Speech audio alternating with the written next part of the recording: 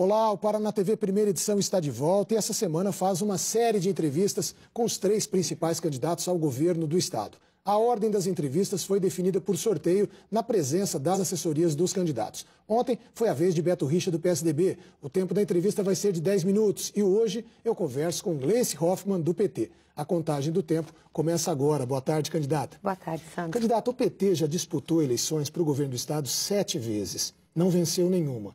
Em nenhuma delas conseguiu atingir 20% dos votos válidos. Por que o PT vai tão mal nas eleições para governo do estado?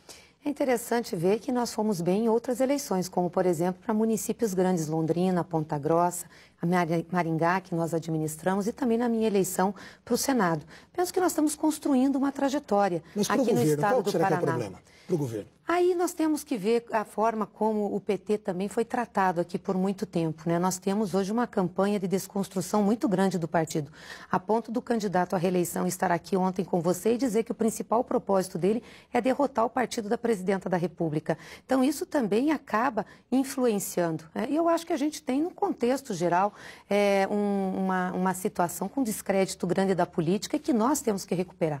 Por que a candidatura da senhora ainda não deslanchou?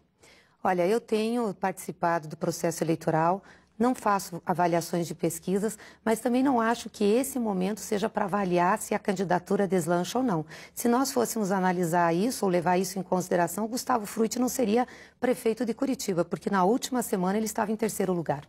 Mas é por isso que a senhora está recebendo agora o reforço do ministro Paulo Bernardo, seu marido, do presidente de Itaipu, Jorge Samek, e do próprio Gustavo Frutti, prefeito de Curitiba? Nós já tínhamos combinado, né? O Paulo já tinha se proposto a tirar férias mais no final da campanha, assim como o Samek. O Gustavo está desde o início na minha campanha, participando dos eventos, ajudando a organizar.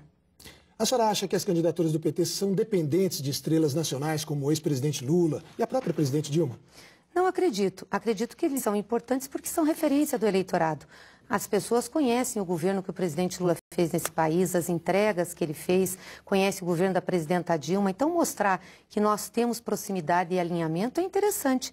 Hoje está governando o Brasil, né? Nós não podemos ter mais uma situação de isolamento do Paraná. Então, mostrar que tem interlocução com quem está governando o Brasil, que podemos apresentar projetos, que podemos fazer as coisas acontecer, é muito importante. Se a senhora não for para o segundo turno, num eventual segundo turno entre Beto Richa e Roberto Requião, a senhora apoiaria quem? Eu não discuto hipótese.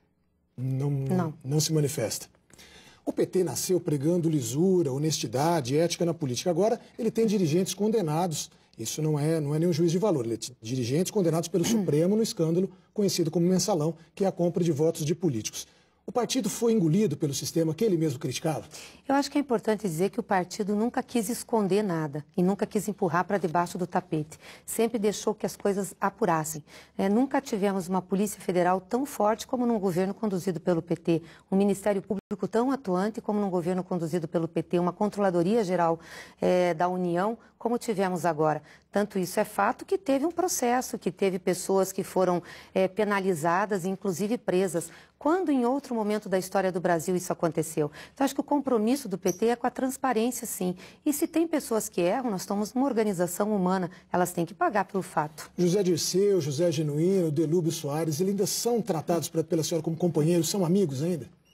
Eles são pessoas que eu conheci e militei. Tenho respeito por eles enquanto seres humanos e estão pagando pelo que cometeram ou pelo que supostamente diz que cometeram. São companheiros? São pessoas de militância partidária. Daqui a 2 anos terminam os contratos de pedágio no Estado. Se terminassem hoje, o que a senhora faria? Daqui a quantos anos? Daqui a 2 anos. Não, 2021. Desculpe.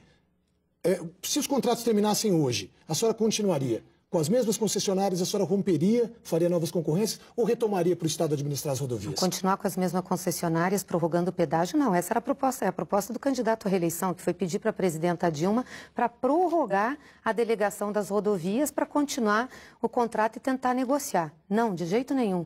Nós faríamos uma nova concessão. E te garanto, Sandro, pela minha experiência, pelo que eu administrei na Casa Civil, coordenei um processo de concessão de rodovias, nós conseguiríamos fazer por menos da metade do preço do que hoje está sendo cobrado. Energia elétrica. O paranaense está assustado com a conta de luz, que teve um aumento médio de 24,86%, segundo dados da Copel. Mas a energia também subiu em outros estados, como do Rio Grande do Sul, administrado pelo PT, e também em Santa Catarina, administrada pelo PSD. A culpa é do governo federal?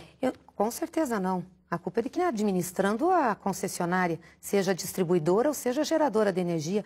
Não tem justificativo o Estado do Paraná aumentar a conta de luz em mais de 50% nesse período, enquanto a inflação foi de 26%. A alegação dos governadores é que eles têm que comprar energia termoelétrica muito cara nos leilões do governo federal. Não é por causa da termoelétrica, porque o governo federal ajudou na questão da termoelétrica. Inclusive fez uma operação de crédito para ajudar os estados a pagar. Ocorre que eles também venderam energia cara. O estado do Paraná não aderiu à medida provisória que a presidenta fez para baixar o custo da energia e preferiu vender a energia da Copel no que a gente chama de mercado spot, mercado de curto prazo. Vendeu a mais de R$800 o megawatt. Aí, quando teve que comprar, também teve que comprar mais de R$800 o megawatt. Só que ele tinha uma receita de cerca de 130 a 140 para comprar cada megawatt. Então, o que aconteceu? A Copel geradora fez um lucro imenso, distribuiu entre os acionistas, inclusive o governo do estado, e a Copel distribuidora teve um prejuízo imenso, que ele está distribuindo agora com os consumidores. Isso é uma falta de sensibilidade e de compromisso com a população e com a economia do estado. Nacionalmente, o PT tem batido na candidata Marina Silva porque ela não tem um posicionamento claro em relação ao aborto e ao casamento gay. A senhora, qual é o posicionamento da senhora em relação ao aborto e ao casamento gay? Eu já me manifestei, inclusive em outras campanhas, que eu sou contra a legalização do aborto. Nós temos uma legislação que já supre as necessidades que temos para responder a esse problema. A questão do casamento gay, ninguém pode obrigar uma igreja, ninguém pode obrigar uma instituição a fazer casamento gay. Uma coisa é você reconhecer os direitos advindos de uma união estável, que você pode ter construído patrimônio conjunto, portanto, legalmente, isso tem que ser dividido no caso de morte ou de uma separação de uma relação estável. Mas casamento não há como impor. As universidades estaduais passam por dificuldades financeiras. A senhora defende a federalização das estaduais? Se não, por quê? De jeito nenhum. Não defendo a federalização. São um patrimônio do povo paranaense, nós construímos, optamos por tê-las. O que eu defendo é que a gente tenha uma administração melhor, que a gente faça com que as nossas universidades se integrem ao plano de desenvolvimento do Estado. Por exemplo, nós temos uma agricultura pujante aqui, que hoje é pujante graças a um programa federal de crédito com juro barato, 3,5% para o agricultor familiar. Hoje a gente tem condições de ter seguro para a agricultura, mas nós não temos assistência técnica. Por que as nossas universidades, junto com a Emater, junto com o IAPAR, junto com as cooperativas de assistência técnica, não podem fazer parte de um grande programa, inclusive ser remuneradas por isso? Por que nós não podemos voltar com a Universidade Sem Fronteira, que foi a professora Lígia Pupato, que coordena o meu programa de governo, que implantou nas universidades, onde elas participavam de editais para fazer interlocução e trabalho com as comunidades. Por que não tem projetos sendo apresentados no governo federal para que as nossas universidades possam prosperar? Tem recurso para isso, mas não tem projeto apresentado. O que não pode é as universidades ficarem de pires na mão. A UEM, por exemplo, tem uma obra que não termina há mais de um ano. Os fornecedores não querem mais fazer contrato com as nossas universidades.